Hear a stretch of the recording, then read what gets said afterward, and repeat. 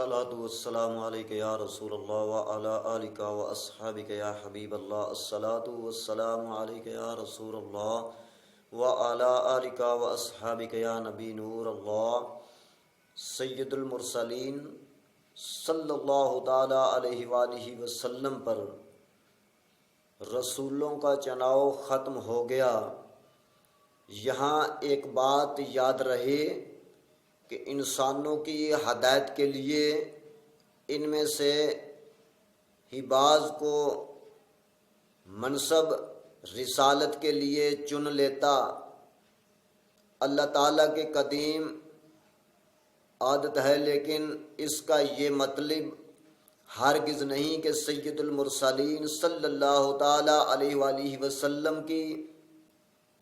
تشریف آوری کے بعد بھی لوگوں کو رسالت کے عظیم منصب کے لیے چنتا رہے گا، کیونکہ اللہ تعالیٰ نے نبوت و رسالت کے لیے جنہیں چنا تھا چن لیا، اور جنہیں چن لیا وہ دائمی نبی اور رسول ہو گئے، اور اللہ تعالیٰ نے اپنے پیارے حبیب صلی اللہ تعالی علیہ وآلہ وسلم کو نبوت و رسالت کا منصب ختم فرما دیا ہے۔ لہٰذا ان کی تشریف آوری کے بعد نبوت و رسالت کا سلسلہ اختتام پر پہنچ گیا، اور اب قیامت تک کوئی نبی نہیں آئے گا۔ تاجدار رسالت صلی اللہ تعالی علیہ وآلہ وسلم کے آخری نبی ہونے کے بارے میں اللہ تعالیٰ ارشاد فرماتا ہے کہ ما کان محمد ابا احد من رجالکم ولکن رسول اللہ وخاتم النبیین وکان اللہ بکل شیء علیما، کہ محمد تمہارے مردوں میں سے کسی کے باپ نہیں ہے، لیکن اللہ کے رسول ہیں اور سب نبیوں کے آخر میں تشریف لانے والے ہیں، اور اللہ سب کچھ جاننے والا ہے۔ اور صحیح بخاری شریف میں حضرت ابو ہریرہ رضی اللہ تعالیٰ عنہ سے روایت ہے کہ نبی کریم صلی اللہ تعالی علیہ وآلہ وسلم نے ارشاد فرمایا کہ بنی اسرائیل میں انبیاء اکرام علیہ الصلاۃ والسلام حکومت کیا کرتے تھے۔ جب ایک نبی کا وصال ہوتا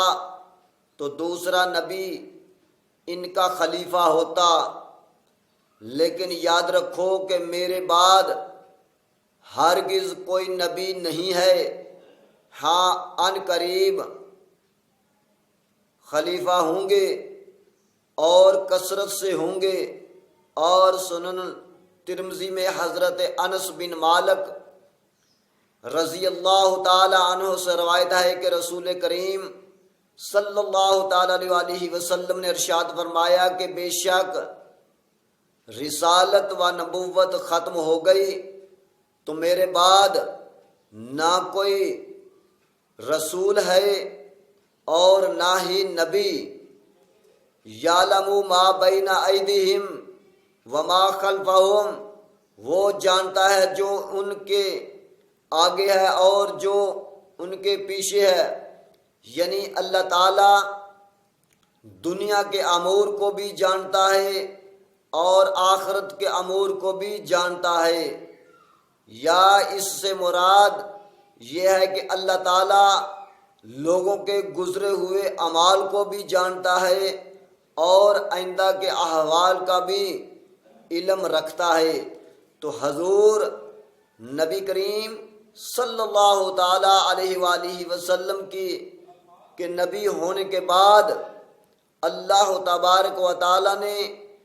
نہ کوئی نبی بھیجا ہے نہ کوئی بھیجنا ہے۔